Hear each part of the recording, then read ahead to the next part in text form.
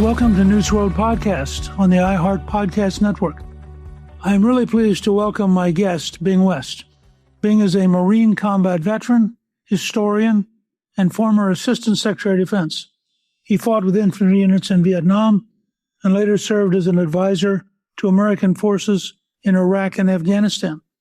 West's books on those wars, including The Village, No True Glory, and The Wrong War, are taught at military academies and praised for their realism and insight.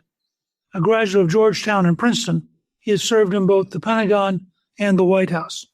He's joining me to discuss his new book, Cat 5, The 2033 War, drawing on 6 decades of experience in battle and government and on his first-hand accounts of Vietnam, Iraq, and Afghanistan. Bing argues that America's leaders won every battle in those 3 wars, but lost every war, and that the same hubris is now setting the stage for a Category 5 hurricane economically and militarily as our national debt and China's ambitions converge by the year 2033. Bing, welcome, and thank you for joining me on Newt's World. Well, good morning, Mr. Speaker. I remember reading The Village and being stunned at your insights into how to win over the community, how to protect them, and how to actually secure a hamlet. It seems that the larger system has an amazingly hard time learning things like that. What do you think is the difference between how you approach it and how the larger defense system approaches it? I think the difference is quite clear. When you're on the ground and you're there with a rifle, you understand that your basic mission is to take on those who are the criminals and those who are the terrorists, those who are the enemy. That is your focus. You are there with a rifle to do that. You do not get carried away as they do at the top with saying, well, we're going to give you this project or that project. That means nothing to villagers if they can't stay alive. So there was this huge disconnect in Iraq and Afghanistan versus in Vietnam, because those at the top believed that by being generous to people, they would somehow persuade people to rise up against the enemy. And you and I know that's not the case. If the mafia is in charge in your particular neighborhood, you're not going to rise up against him. You want a tough guy with a weapon to be the one who adjudicates things. I want all of our listeners to understand you are a remarkably thoughtful and insightful person. I read your 10,000 Steps about a Marine unit. You sort of capture war at the very core of its realism. I'm thrilled that you're here. Now, you wrote a new book, Cat 5, The 2033 War. And looking back on your 6 decades of experience in battle and government and your own personal accounts of Vietnam, Iraq, and Afghanistan, you sort of lay out a case that America's leaders win battles, but they lose wars, and that the same hubris is now setting the stage for a Category 5 hurricane economically and militarily as our national debt and China's ambitions converge. In your case, your estimate is by the year 2033. What do you mean about this notion of convergence? Well, Mr. Speaker, to me, it's quite obvious. I started writing this book because I kept asking. I was in Vietnam, Iraq, Afghanistan, on the ground, and we were winning the battles. And every time when I go to the White House or to the top of the Pentagon, I would watch these gentlemen in these long conversations, not really focused on winning. And I realized this is how you lose. They were doing things by halfway measures because they believed. It started with LBJ, with Johnson. It went through President Bush. It goes through President Trump. There's this inherent belief that we are so strong, we are so powerful, that if the other side simply understands that, they'll stop fighting us. Therefore, we don't have to fight with all our might. You're on the battlefield. If you don't fight with all your might, you're dead. If you're in the White House, you never think of fighting with all your might because you think you're so strong. I call it the Jupiter complex. Remember Jupiter, the Roman god who would throw thunderbolts at people simply because he could, because no one could stand up to him? And I believe, Mr. Speaker, that gradually those at the top of our government think we're so powerful, we can just not really fight hard and we're still going to win. And then they discovered, and you fought against this all your life, they discovered that we had so much money, if we just gave money to people, they'd vote for you. So now we have 200 million Americans, 200 million receiving more entitlements than there is money for with the taxes that are brought in. So we're running a huge debt. We've cut the military. And by about 2033, we hit, now these figures really, we hit 25% of all our revenues will go to pay for the debt we already have. The other 75% goes to all these entitlements. Guess what? There's no money for the Pentagon. There's no money for infrastructure. There's no money for anything unless we continue to turn to the rest of the world and to investors and say, I need another $2 trillion this year. We're already spending $50 trillion, but I need another $2 trillion, and we're going to continue to do that indefinitely. And at some point, that never works in the history of any empire. It topples. Supposing you or I have a bond. Right now, that bond is paying roughly a little bit less than 5%. At some point, you say, well, I want a premium. I want, let's say, 7 or 8% or even 9% if I'm going to have your bond because I don't trust you. At that particular point, then the entire system crashes because people aren't buying the bonds. We can't get the money. We don't have the money for capital investment. And that's when China has an opportunity to move against us. That's what really worries me. It's inevitable, Mr. Speaker. It is arithmetic. It's not my opinion. It's basic arithmetic. Let's say I agree with you. And as you know, when I was Speaker, we balanced the budget for 4 straight years for the only time in the last century. What would you have us do? Well, Mr. Speaker, there are 2 aspects. What would we do politically about the debt? You're the only one with the president at the time who actually balanced the damn budget. You're the only one. And the question is, I flip that back to you. I know you're laughing, but hey, I'm not the politician. You are. You're still a historian, but you figured out how to do it. These guys, they're letting it go. And yet, ironically, Mr. Speaker, every one of them does the basic math. So you have 2 issues here. You have the debt. I turn that back to you. Now, the military is something I happen to know an awful lot about. And there, Mr. Speaker, we're making a huge problem. You and I remember meeting you when you were the Speaker, and you walked from the Pentagon to the monument with me to talk with me about how you could persuade the Navy to be more reasonable in its demands for the number of ships and how to be effective in getting the money.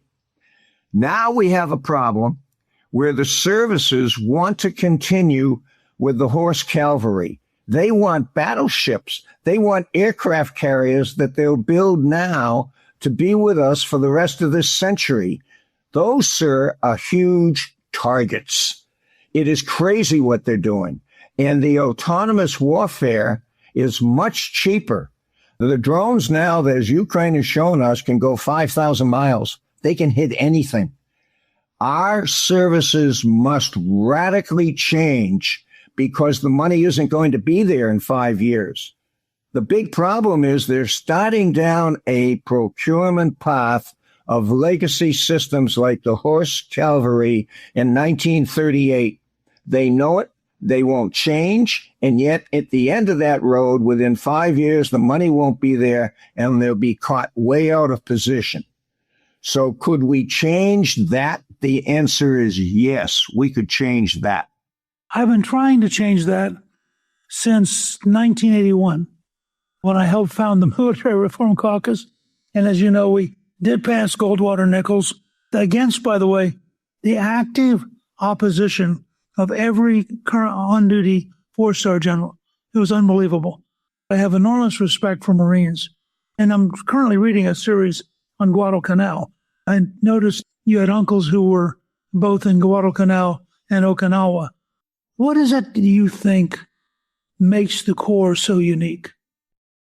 A focus first and foremost, always in the Marine Corps, upon the notion that every single Marine is a rifleman. That means he thinks in terms of the lethality, the killing of the enemy. His rifle is bound to him. It is the symbol that if you go into combat, you go in with complete resolve to win. You go in with what the Supreme Court Justice Holmes said after the Civil War. You fight with all your might. And as long as the Marines remain focused on that, they will be a danger to anyone who comes up against us because they don't fool around. If you go into war, you go into destroy and you go into kill. And we've forgotten that, Mr. Speaker. We've forgotten it. This thing that started with President Johnson, I'll bomb you one day and then I'll ask, because now you see I'm strong and I'll quit. And that's exactly what President Trump, unfortunately, is doing with Iran. I'll bomb you one day and then you're going to know I'm really tough and you have to quit. That stuff doesn't work. And the Marine Corps has always known that. What's your assessment of the pretty dramatic changes in the last few years as the Corps really moved towards almost a sea interception system, gave up their armor, and in some significant ways have changed in terms of their mission, not necessarily in terms of their culture? The Marine Corps senior leadership in the last 6 years has been crazy, absolute nutso. And most retired generals, the overwhelming, want them to get back to their roots and stop this nonsense about saying that you have a Marine Corps to push forward a couple of ships, to fire a couple of missiles at Chinese ships. The current commandant is not doing a good job. That's just all I can say. And everyone knows it, and it's time for him to step down. That's pretty clear from your standpoint. Now, I'm curious, you were in Vietnam at the cutting edge of the battle. You ultimately go back to Iraq as a senior advisor with people like Ray Smith and Jim Mattis. To what extent did you think we'd learned any lessons in between? Not only did we not learn, we unlearned.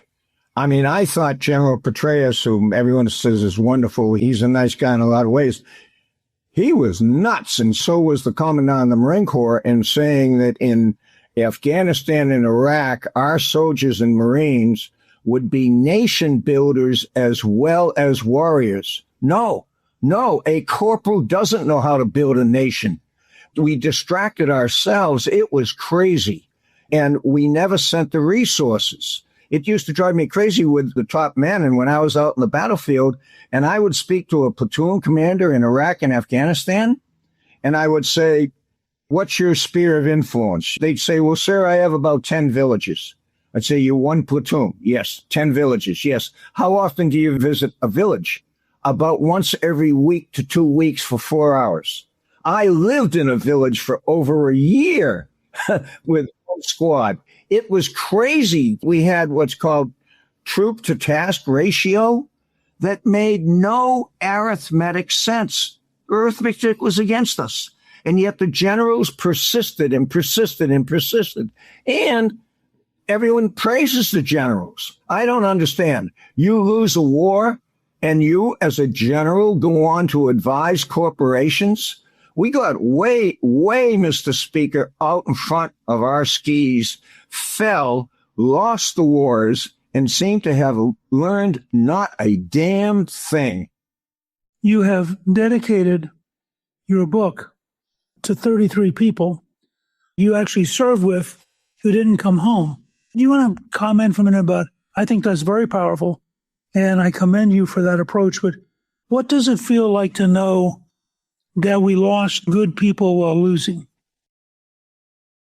I was on battlefields for 4 years in Vietnam, for 6 years on and off in Iraq, and for 5 years on and off in Afghanistan. At 70, I was still climbing the hills in Afghanistan.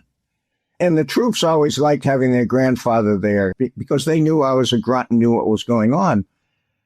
When I sat down to write this book, and I realized since 1966 until today, in 3 wars, I was out there eating, going on patrol, laughing, getting to know 33 different people who died. And that's a lot of people who got me very, very angry, Mr. Speaker, because they had the resolve to do their job. And the people at the top felt that we were so powerful, they didn't have to fight with all our resolve. You and I both know we could have won those 3 wars. We could have removed the terrible regime in Iran if the top had said at the beginning, that's our objective. We're not out there to fool around with those guys. They are going down, just like in World War II. And they send us out to die. They send us out to die, and they don't realize that they should pick up the same bloody axe and think of it the same way. I mean, it's just nuts. You go over to Iran, you kill their top leaders, and then you sit back and you say, well, now they're going to surrender. No, they're not. They're going to come after you. And if you don't have the courage to finish the job, don't start the job. And war after war, we did that. And that's why I wrote down all of those 33 that I was out there with, and they never came home. And it really got me mad. It really got me mad. You coin a term in the book, the Jupiter complex, which I think is actually very helpful and describes a lot of what went wrong. And I agree with you. I have no idea what would have happened if John F. Kennedy had lived, although he had been in enough combat as a junior officer in the Navy that he had some common sense about it. But it was clear that the McNamara's, who had been a whiz kid and the head of Ford Motor Company, the academics, the people who dominated Johnson's administration, they totally misunderstood the nature of war. And from that point on, we've been sucked into these cycles of incompetent interactions. The notion that psychologically there's a Jupiter complex that allows us to think that, like Jupiter, we have such enormous power that we don't even quite mind losing. Life goes on, and you go back home and you go to Disney World and everything's fine. You're onto something. The other thing I think about losing these wars and nothing seemed to happen, you do 2 things. Intuitively, you begin to think, well, I don't need this big military if it keeps losing wars and nothing happens because they lose the wars. So we've cut our military to a level where now it's the lowest it's been in 75 years. And yet we know that China is our enemy, but then we try to pretend they're not our enemy. And now we have a Navy that really scrimps along, but our Navy won't change. It's because we still somehow, Mr. Speaker, have this notion, we're America, we're the strongest power, everyone's going to smarten up. Well, they're not. And they've shown us time and time again that if they are determined, an enemy is determined and you're not, they win. And yet, even today, when you watch what we're doing, for instance, toward Iran, it's sort of like, well, they're going to smarten up one of these days and understand that we're so powerful, we could really hurt them if we wanted to. It doesn't work. And we're spending the money the same way, Mr. Speaker, and you know much more about that than I do. But we can't afford the debt we're running up, and everyone knows it. And what do they think is going to happen? It borders on being called insanity. It starts with this cultural belief that we can do anything. We can do anything. I can give away all that money. I can cut our military. I can tell our military, yeah, you want to have battleships, you can have battleships, even if they're big targets. I mean, it goes on, and you think, what the heck is going on? It's nutty. When we come back, Bing lays out the 3-tiered threat facing America right now: an emaciated military, a crushing debt, and a determined China.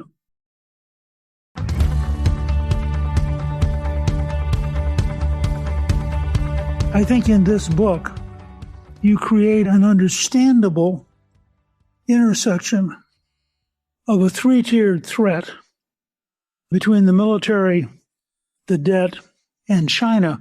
And You do something I think is very cool. You compare America today to the sailor in Winslow Homer's painting the Gulf Stream, surrounded by threats on every side. I actually think that's pretty accurate. We're greatly underestimating how much trouble we're in. But talk about how this trio becomes a mutually reinforcing danger for the country. That, to me, is the problem. And that is, you start with our Congress being very divided, really disliking each other, with half of the Congress, I think, really tending towards saying we can be a socialist nation and nobody has to earn anything. It's just going to be given to them. And so we keep shoving all that money out there thinking, well, everybody's going to agree with us. So you start with, we're walking into a debt trap. Then what you do is you cut your military because you say, well, your military didn't do too well, so I don't need your military. So now your military doesn't really have the resources it needs, as we're seeing in Iran. And then you assume, this is what really worries me, because these are like two hurricanes, then your third hurricane comes. You're Chairman Xi. You are an autocrat. You are determined that you are going to be known in China as superior to Mao Zedong. What most people don't understand is Xi's view of his future in history is that he is the greatest single leader, autocrat of China. He will replace Mao. Now, how does he do that?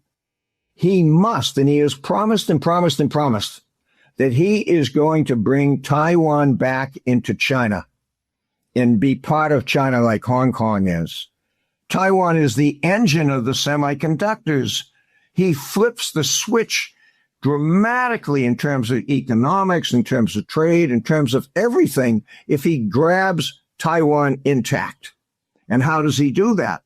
He waits until our debt is convulsing us, until our president is fighting so hard with Congress that he doesn't have time. If Xi says, well, I'm going to quarantine Taiwan, just like Iran stopped us in Hormuz, and now he's challenging the president to do something about it. The average person doesn't even know who Taiwan is. They think it's, some exotic island somewhere? And so the idea that with a Navy that is very, very skimpy, that he's going to risk our sailors. The war games indicate we would lose between 10,000 and 20,000 sailors if we had to fight for Taiwan under the conditions today, because we haven't gone to autonomous warfare.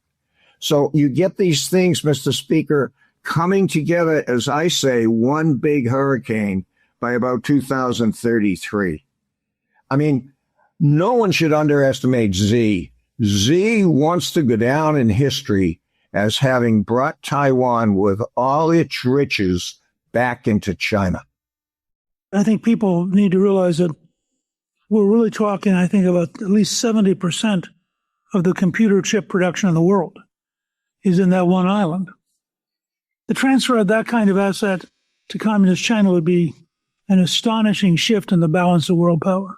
It isn't just that. Consider then, if that happens, they control the Straits of Taiwan, through which 70% of all the trade in the Pacific moves by ship. What's Japan going to do? What is South Korea going to do? What are all those other countries going to do? China now tells what the rules of the road are for the Pacific. That means that we are no longer the superpower. And I don't think it even stops there. Once you get the heel on your neck, the Chinese would be very foolish if they didn't keep it right there, because they don't want a Ronald Reagan being elected in the future. And then you get into, I know this gets scarier and scarier, but you get into what you can do with having all the records of everyone and knowing who the people in America are that you are most concerned about, and gradually putting pressure to ensure that they are not the ones that come to the top. You might say, well, you're local, Bing. No, I'm not. I mean, I'm looking at all the technologies we have out there. You give those technologies to a person who wants to be a total autocrat like Mao Zedong or Stalin, and you have a big, big problem if you lose Taiwan.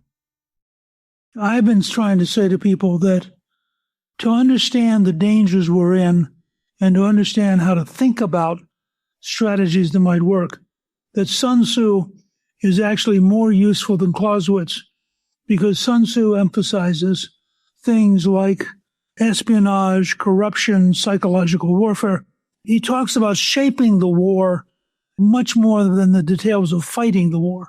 And it seems to me that somebody like Xi Jinping, having grown up in that culture, is almost certainly deeply understanding of Sun Tzu and the art of war, probably has read it and reread it a number of times. I don't think there's any doubt when you look at all the trends, that's the way it's going. But on our side, it has to come back to saying, you know, when you have an implacable adversary. When we fought the Cold War against Russia, the consensus was that Russia was our adversary. We were never really just going to get along in a détente with Russia, with the Soviet Union. It would be a clash, as President Reagan indicated, between two basic ideologies, freedom versus oppression. He always got back to the basics. We've lost that, Mr. Speaker, with China. People are saying, well, we can divide the world between us. We're just friendly adversaries. Nonsense. And as long as we feel that all those tiny little things that Xi is doing, he's monitoring all the Chinese who live here in the United States, and we accept that. He has TikTok. My grandkids watch TikTok, and I think, whoa, I don't like a lot of the messages that TikTok is gradually getting through. It's there. The notion of gradually shaping your enemy goes far, far beyond a battlefield. And he knows it, and we don't know it. Sun Tzu teaches you to think about all of the non-military aspects, which is your point, for example, about a debt crisis. I mean, the Chinese probably have the capacity already to force a pretty strong debt crisis on us if they want to go that route. We're pretty clever, too. The debt crisis I see, China is gradually taking away the bonds that has bought with us. It's gradually getting out of that position. And if others start to follow that, then the cost of our bonds in terms of the yield has to go up. I still bet on the shrewdness of our capital system on that level. However, I agree with Ray DeLeo in his book where he indicates it's not just the foreigners who caused this. It is those same smart financial people in the United States that when they see that we're gradually getting ourselves into this debt corner, they begin to try to extract themselves with their assets so they don't go down. And they begin to go into hard assets or they begin to go into other currencies. So we undermine ourselves. It's sometimes called the debt vigilantes. When they see that things are beginning to fall, they're going to demand a higher yield. And we're not going to be able to sustain that. And so this is what Ray DeLeo in his book goes into great length on. You gradually work yourself into this corner, and it's your own financial system that now says this isn't working and tries to get out. That's coming. It's frightening. We have big challenges. I guess I'm a little bit like Reagan in that I'm always an optimist, so I figure somehow we'll work our way out of it.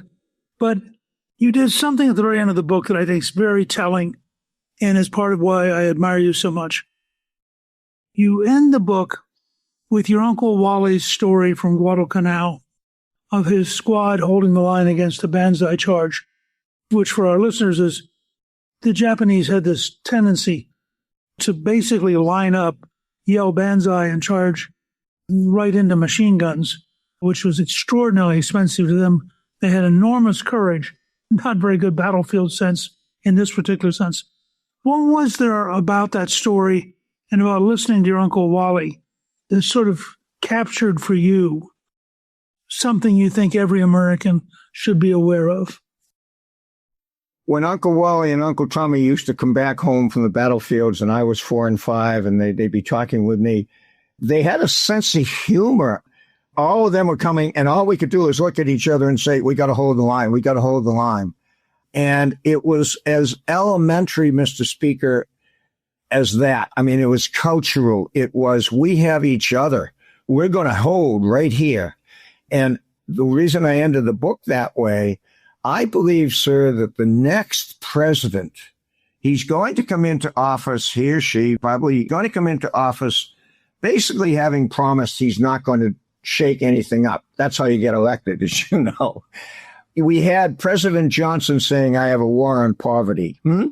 Well, the next president is going to have to say, I have a war on our debt. And he's going to have to be the great communicator going out as President Reagan did and explaining it day after day to the American people and putting Congress up as the great devil. I hate to put it that way, but just really nailing Congress and saying it is our own Congress that's going to cause this to us until you get a change in the mindset of Americans that they say, oh, I don't just have to accept this is going to happen. And they're willing to give some sacrifices. He has to be able to say, and you're the expert on this, not me, but he has to be able to say, look, we're going to have to make these changes in entitlements. We're going to have to make these changes in taxes because we're all in this together. Just like my uncle was on Guadalcanal with just a few other Americans, he had to hold the line. And I think so much, sir, is going to depend on, does our next president have that kind of courage? Coming up, Bing lays out the scenario that gives the book its title, How a Debt Crisis and a Move Against Taiwan Could Converge into the 2033 War, and what he says the next president must do to stop it.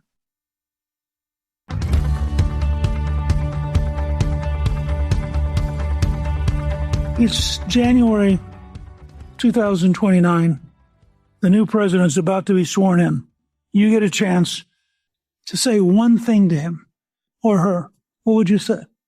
I would say, Mr. President, in all due respect, if you do not make our debt and those who cause it the fundamental focus of your entire presidency, we will go down as a nation and become like Argentina. And if you don't believe me, you just bring in your best financial people right now. And once that idea is there, then you must, sir, do what Teddy Roosevelt did, what President Reagan did. You must go before the American people and say, this is the situation and we have to change it. And I am going to be the leader that brings you there. And then you know, sir, more than anybody else, that brings them right into clash with the Congress of the United States.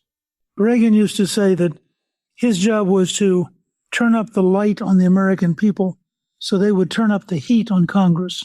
He basically triangulated all the time. He didn't try to deal just with Congress in isolation. My last question, and we've known each other a long time. Given everything you've laid out in this book and your experience over 60 years of warfare, are you optimistic, or do you think that we're in the kind of trouble that could be fatal? Let me put it to you this way that may startle you and those who are listening. I think that Secretary of Defense Hegseth is getting a bad deal. He actually has done much more inside the Pentagon than any other Secretary of Defense since the 1950s. He has a deputy by the name of Feinberg, and he has a few other people in there that came from the private sector that are ripping out the old procurement way, and they are going head to head with the services. And Hegseth gets no credit for this whatsoever. But when you ask for my optimism, it is because there is a group in the Pentagon at the top who have vast business experience, who took one look at this and said, this is nuts. they are the ones who want the autonomous future for our forces, not the horse cavalry. And they are going to have a huge clash in about February of 27, because the Democrats in Congress have so far said, we're not going to give any money to you because we don't like the president, which I think is a terrible way of looking at things. But it's all going to come to a head, Mr. Speaker, in about February of 27 when we see the real budget. And there is a group led by Hegseth, who never gets the credit, and Feinberg, as a group that really believe in changing dramatically against the services. And there are many in Congress, even on the Democratic side, who understand this. But on the other hand, the large corporations give all the money. So there's going to be a huge fight in about February of 27, whether we shift dramatically in our Defense Department or not. I can't predict what that's going to come out, but you ask me, where's the hope I have? The hope I have is that there's a group of people who honestly do want to change us. As always, talking with you is an education. I want to thank you for your service to the country, which has been in uniform and out with the same passion, the same honesty, the same toughness. I want to thank you for joining me. Your new book, Cat 5, The 2033 War, is available now wherever books are sold. And I think it's a very important book about America's future. And I really appreciate you taking this time with us. Well, Mr. Speaker, I'd like to sign off by saying, and I don't mean this just to kiss your butt or anything, but look, we need somebody in Congress the way you were in Congress when the next president is there. So God bless you. Thank you. Thank you to my guest, Bing West. Newt's World is produced by Gingrich 360 and iHeartMedia. Our executive producer is Garnsey Sloan. Our researcher is Rachel Peterson. Special thanks to the team at Gingrich 360. If you've been enjoying Newt's World, I hope you'll go to Apple Podcast and both rate us with 5 stars and give us a review so others can learn what it's all about. Join me on Substack at Gingrich360.net. I'm Newt Gingrich. This is Newt's World.